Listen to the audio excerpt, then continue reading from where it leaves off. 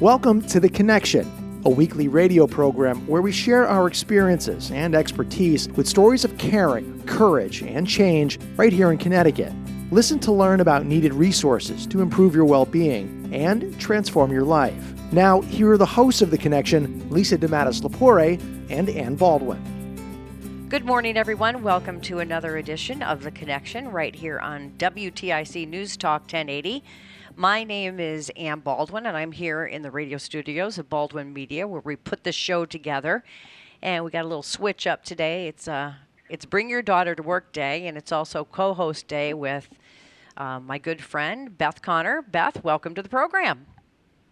Thanks, Ann. Glad to be here. You've been on the show so many times, and you're the force behind it because you always set up all of our great guests, and we'll get to our next guest in a little bit, which I'm very excited about. So how are you guys at The Connection hanging in? Me too. Yes. We're hanging in there. Are you? We're hanging in there. Yeah, the new normal. So I think we're all getting used to working from home, and, that's what everyone's doing. So, it's you have the same conversations with folks about their pets and their kids, and we're all just muddling through and getting the work done and caring for our clients as best we can. And, of course, we do have a number of our staff that are working on the front lines with our staff in our residential programs and others. So I'm fortunate that I have the flexibility to work both in the office at home, but some of our staff are out there with all their protective equipment working with clients. So well, we want to give kudos to them. Absolutely, because there's just some things that, for lack of a better term, are hands-on. People think, we can work remotely. A lot of people can, but there's a lot of positions in this world that you can't. Right. And these are essential workers. I mean, there are a lot of essential workers out there that have still had to, just kind of suit up and continue doing what they're doing. I got to tell you, I cannot work from home. I don't have the mentality. I've got to get up. I got to dress up. I got to show up. So I'm fortunate that my office building here in New Britain has pretty much been shut down, and I've got my own separate floor here, so I don't have to worry about, other people coming in and out. So I've pretty much been here. It does take some discipline. Yeah, I bet it does. And the other thing about it is, just because you're working from home, I've heard and talked to a lot of people, including you and Lisa DeMatteis-Lepore. I don't think a lot of us have ever worked harder during these times. That's true. We were talking about it the other day in the office and saying that we don't even get up to stretch our legs. Mm-hmm. Once we're in the mode and we're sitting here at our computers in our offices, we just go, go, go, go, go. Yep. And, you don't have colleagues to, chat with. You don't get up and make yourself a cup of coffee like you would if you were in the office. It's a whole different routine. And so we're all trying to get used to that as well. But we are finding that we're productive and getting things done, and I guess that's the point. That is. To continue doing our work. Yep. Well, I know one thing that's kept me busy is here at Baldwin Media, two of my clients are the Connecticut Association of Boards of Education and the Connecticut Association of Public School Superintendents. So schools have always been on my list as far as generating public relations for them. But I found that, during all of this, because public education and remote learning has been such a hot topic, that I am just busier than busy trying to, book these folks on as guests.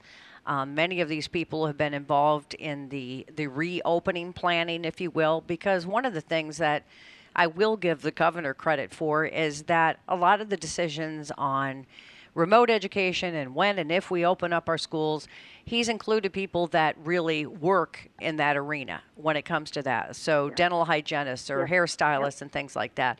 But today what we're really focusing on is public education, and it's just so fun that we get to have your daughter, Amanda Connor, on. And Amanda is a 6th grade math teacher and has really been, and I haven't talked to anybody from this perspective, which is really interesting, about how things are going. How do you switch from the classroom to technology? And that's what we're going to talk to Amanda about. So, Amanda, thank you for agreeing to be on the program with Mom. Thank you for having me. and I have to say, at home, she's my colleague. So we're sharing spaces here. So that adds another perspective, too. It does. So, Amanda, tell us a little bit about, what was it like before all of this? What was a normal day in the sixth grade classroom as a math teacher? What was that like? What was your day like? Well, we had all of our routines set. This happened in March, and we were 3/4 of the way through the year. So, kids would attend their classes every day. They would socialize. We would have classroom discussions. We do a lot of group work and things of that sort. And, we don't have that anymore. We've had to get really creative in how we're delivering instruction because all of the routines and all of the techniques that we're used to using won't work when you're teaching remotely. And I know that when the decision was made to teach remotely, that you all had to get a crash course in all these new systems. So talk a little bit about the technology involved and really the learning curve that all the teachers had to gain. So when we announced we were closing, students went home on a Friday, and then we had a half-day professional development that Friday and then the following Monday. So we kind of just explored different resources we can use. We are a Google district, so we've been using Google Classroom to post our content each day and for students to upload assignments. We've been using Google Meets, which is kind of like Zoom, so we can meet virtually with our students. But, we really had to upheave our curriculum in a matter of days and figure out how we were going to deliver it online. Wow. Well, I remember the first call that I got was from Stratford Public Schools. The superintendent there, Janet Robinson, said she had one of the first suspected cases of a student with COVID. And oh, wow. Yeah, so they obviously had to shut down. And then there was the speculation, well, when will you reopen? And the reality was they didn't reopen, and everybody else followed suit, and everybody closed. So I would think, technology, you sound like, you're a young teacher, right, Amanda? How long have you been teaching? Yeah, 5 years. 5 years.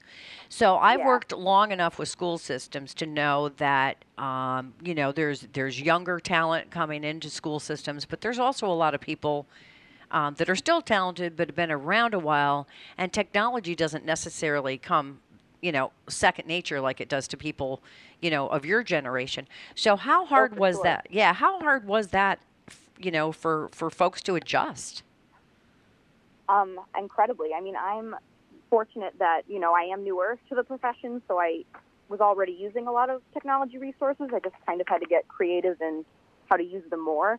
But I know some of my colleagues were learning from square one, and some people don't feel comfortable being on video. One of my teammates wasn't even using Google Classroom prior, but said, I need to start using it because everyone else is. So I think everyone's just taking it day by day. We have a really great support system with our administration and the technology department. So we've all just kind of been working together to help each other learn new tools and explore them and deliver our instruction the best way we can right now. And what about the students, Amanda? So how are they dealing with the new technology and logging in and working differently? The first few weeks were a little rough. I know, no one was used to it yet, and we didn't know how long this would be going on. But we all just kept communicating with families and students and helping them out. Now a lot are thriving, which surprised me, surprised all of us. They're logging on every day, they're asking questions, they're attending class virtually, and, they're really thriving, but there are kids who are struggling. We're going through such a difficult time right now, and, we don't know what situations are happening at home, but I can imagine that there's other stressors that are affecting their progress right now, too.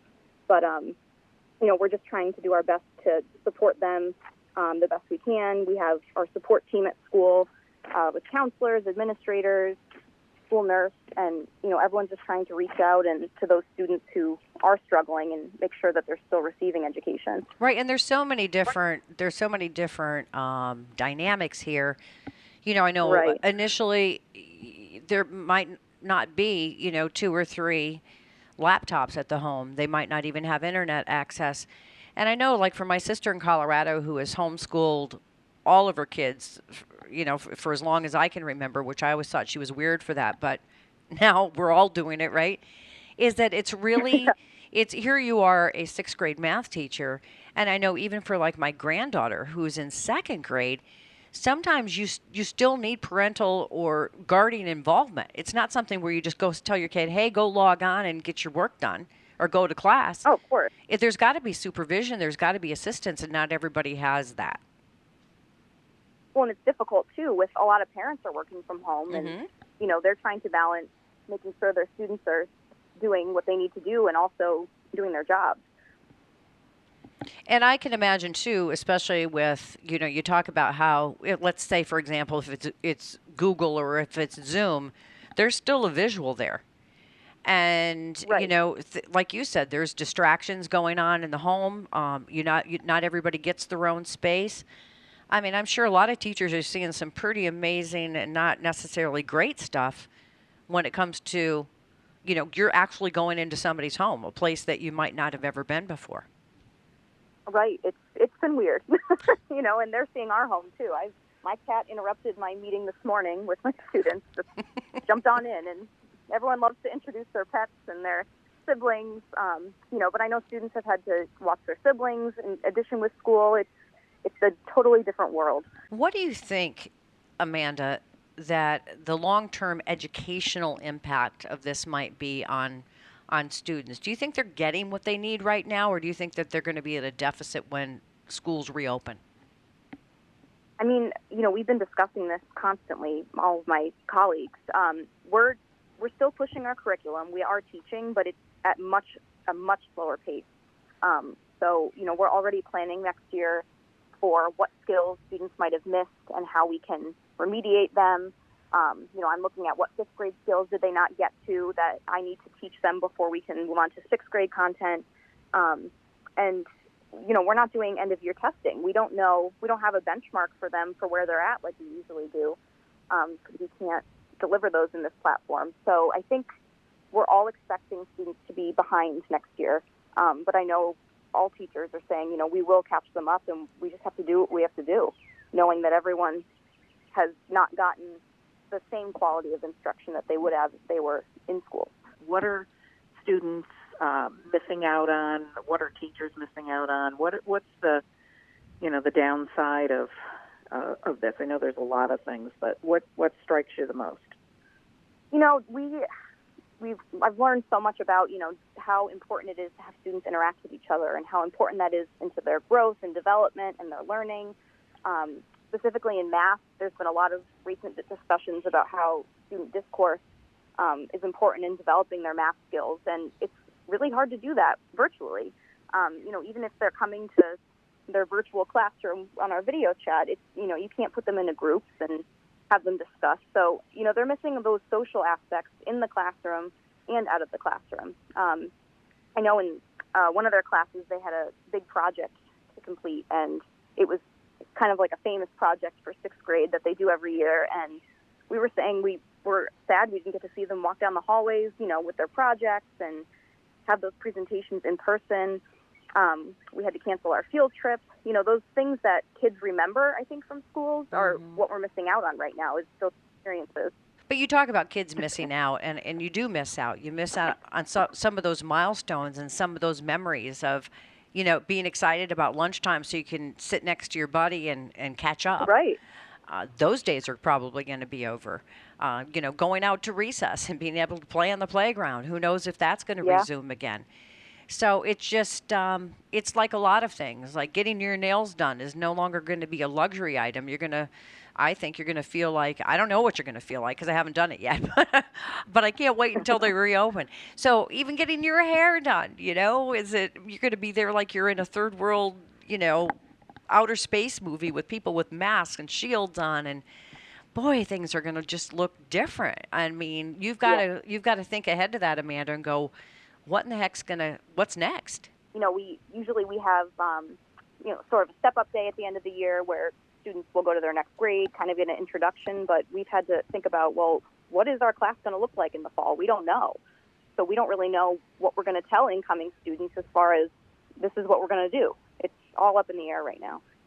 And we don't know if we're going back to virtual in the fall, correct? They haven't made any decisions yet. No decisions have been made. I know they're talking about all different possibilities, but we're trying to plan now, but we just can't. We don't know what it's going to look like. Mm-hmm. And I think with the soft opening and things slowly rolling out, that's going to really be, what determines what's next and what next looks like, because we just don't know. I mean, there's so many, speculation that this could come back again in the fall. We don't know what we're dealing with. Where are we at on the vaccine? So, I think like anything else, you just got to kind of take it one day at a time. One of the other things that I found was interesting too, Amanda, is that there is this perception that, schools are saving a ton of money right now, right? Because, they're not feeding kids in the lunchroom, they don't have the lights on and all the utilities and all that.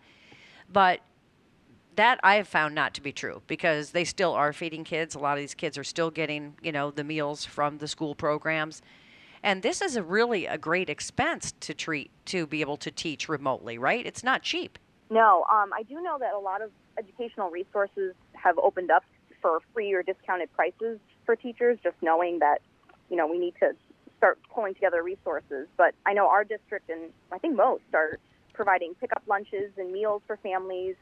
And, we're still doing professional development. We're still trucking forward. So I don't think it would be less cost. I don't know if it's necessarily more. And what do you think about, the screen time? Because we've always said, get away from that computer screen. Enough is enough. But now, kids are going to school online, and you can't tell me that that doesn't mean they're not, watching their YouTube videos and playing their games. So now they're in front of these computer screens even more than they were before. Definitely going to have some long-term effects, but we are fortunate that we have those tools to instruct in our district.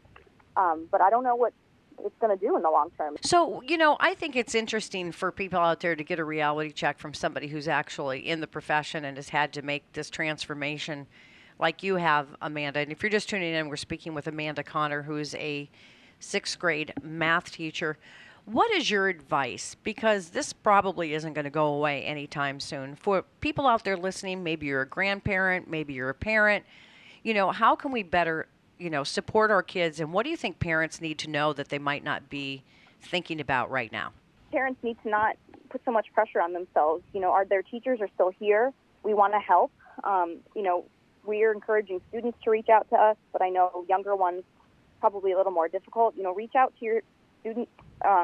Reach out to their teachers and ask them for help. We're here to do that, and we are concerned about our kids, whether we see them in front of us every day or we don't. And we want to do what we can to help them. So, I would just say not to worry about being their teacher, and to just contact your child's teacher and really just communicate. Communication has been really a big help during this time. And support your student, right? Check in and sit next to them. Absolutely. Take the time to go over the homework and to go over the lessons. And although I got to tell you, thank goodness that my kids are grown and gone, because if I had to sit down and probably figure out 6th grade math today, I bet I couldn't do it. It's all different now, Ann. Yeah, it is. I know. It's all different. I parents, I said if I wasn't teaching, I wouldn't know this either. So let me help them. Yeah, exactly. Now, some people have even suggested that maybe kids should, kind of rewind, go back and not progress to the next grade. What do you think about that, Amanda? I've heard that conversation. They did get through 3/4 of the year. We got through more than half. We are still continuing our curriculum. Obviously, it's a different quality and a different platform, but, I feel like that would just cause more trauma, having them have to then redo the year again. I think knowing everyone's just going to be a little behind and we're going to have to embed some remediation in the beginning of the year is just going to be a reality. I don't know that keeping them behind would be beneficial in the long run. Do you think summer programs would help? Yeah, I know we're not sure in our school if summer school is going to happen, but if it is, I know that they're going to be looking at the skills that we haven't been able to cover or haven't been able to cover as well, and they're going to look to do some practice on those specific skills for those students. So Beth, you and Amanda, you said share a workspace sometimes. So it must be interesting to see, how this has actually transformed into an online classroom. You've witnessed it. Well, this is interesting because, of course, Amanda was in school not too long ago, too. So as a mom, I'm seeing this whole transformation here, right? So she was a student, and now she's a teacher. And what I can say is that these teachers are putting in a lot of work. They're being very creative. They are brainstorming with one another, talking with one another constantly to come up with new ways to engage the students. It's really tough.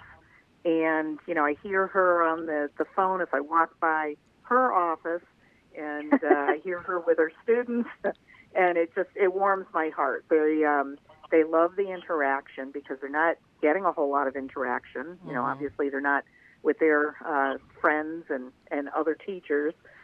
So all they have is this one touch point per day, and it's heartwarming to hear, Amanda converse with them.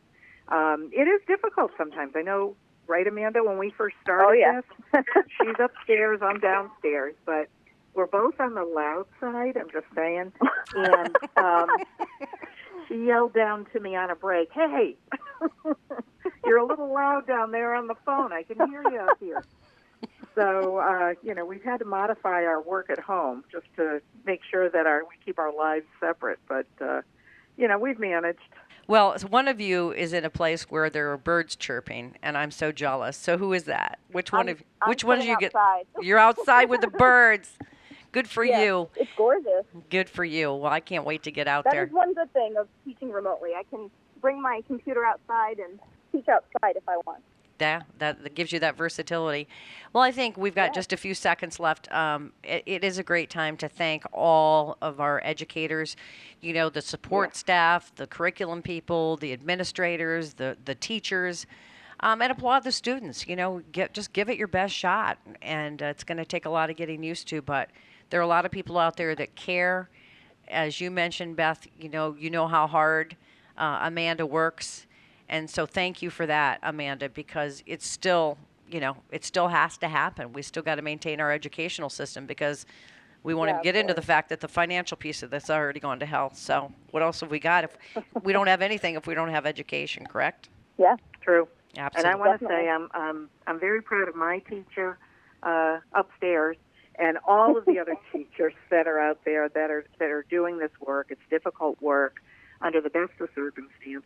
And, this pandemic has made it that much more challenging, but necessary for the students and for their future. So thank you to all of you who have a part in this. Absolutely. And we're out of time. Boy, this went by fast, but it was very enlightening and very interesting to hear it from another perspective. So Amanda Connor, thank you for joining us. Beth, thank you for being here. It's always fun to chat with you as well. And more importantly, thank you for listening to this edition of The Connection right here on WTIC News Talk 1080.